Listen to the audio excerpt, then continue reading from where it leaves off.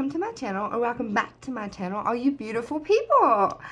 So, today we're going to do a story time talking about when the first time they found out that I was going blind. This is the first story time I ever did on TikTok, and it's probably like the original story time, because this is the first thing that I have to tell people when I tell them that I'm blind. I go through this story time, so this is the original story. So, when I was 18 months old, my mom, mother's intuition, she was trying to feed me, and it was dark. They had the lights turned off in the living room. She was trying to feed me a snack. She was feeding me and my sister, and she noticed that I couldn't see where she was handing me the snack. And she looked at my dad and she was like, something's wrong with this baby's eyes.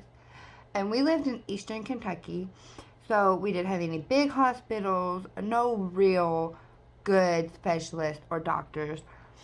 But my mother and father, they did the best that they could, and they took me to many different eye doctors, and I was told that, oh, it's a phase, she'll grow out of it. We can't find anything wrong. It's astigmatism. And my dad, he was in denial, and he was like, oh, there's nothing wrong with her. She's just clumsy. She's just lazy. And he didn't know what was really wrong. And my mother was like, no, there's actually something wrong with this child's eyes. So thank God for my mother that she actually kept pursuing it and going to different eye doctors. And I was wearing glasses from the time I was 18 months old to now. My whole entire life, been wearing glasses. My mother actually still has my very first pair of glasses, and they're so old and they're so tiny, and this is the cutest thing that she actually keeps that kind of stuff. But anyway, so after going through this for about 4 years, my grandparents moved down to central Kentucky, and my mother and father followed. Well, I went to church with my grandparents, and there was a lady at church that noticed that there was something wrong with my eyes, that I couldn't see. And she approached my grandmother, and she was like, I work for this eye doctor. He's really great. He's a specialist. I think you should bring your granddaughter in to see him. So they did. They took me in to see him, and they sent us to University of Kentucky Hospital for some testing. I remember the test. They kept trying to sedate me because they were putting these things on my eyeballs. And I guess adrenaline and stuff, it just didn't work. They gave me all kinds of medicine, and it should have knocked me out. To the point where they was like, for her age, we just cannot give her anymore. We've given her the max dose. And I remember crying, screaming. It was dark. It was a really traumatizing experience for 4 or 5 years old. But they did it anyway. They had to. So we got the test results back. A doctor come in and told my parents, said she's got retinitis pigmentosa. She will be blind by the time she is 20 to 23. There's nothing we can do for her. And walked out of the room. They just walked out of the room.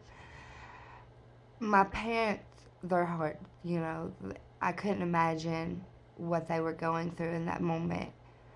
Me as a child, I didn't understand it. I just knew that I couldn't see and had to wear glasses, and it was normal for me. It was my normality. And being blind is still my normality. It's I don't know what it would be like to have 20/20 vision because I've never experienced that. But if I got told one of my kids would be blind by the time they were 23, and there was nothing they could do for it, my heart would break. And it sunk my dad into a deep depression. He lost his job. Him and my mother split up for a little bit. He blamed himself because he had astigmatism, so he thought, he passed something on to me. But it wasn't him. And it caused a lot of tension in my family, the fact that I was going blind. But now I'm 27. The vision that I have now is very limited. My left eye, I cannot see out of my left eye at all. My right eye is I have no peripheral vision. I'm completely night blind. If it gets too dark, I just cannot see. Even if a dim lighted area now, I just can't see it. My right eye, I can see through it. I see about looking through a coffee straw. It's a really tiny straw. So it's like a tunnel. We found out later though that it wasn't retinitis pigmentosa that I have. It's a similar disease, but it's not retinitis pigmentosa. Whenever I was 13, they found out that I was in kidney failure, and that's a story for a different day.